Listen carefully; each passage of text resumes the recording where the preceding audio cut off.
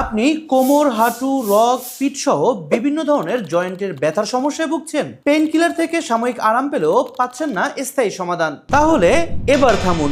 এইসব ওষুধ খেয়ে লিভার, কিডনি ড্যামেজ না করে নিয়ে নিন বারাকা শিফা প্লাসের এই অর্গানিক সমাধানটি।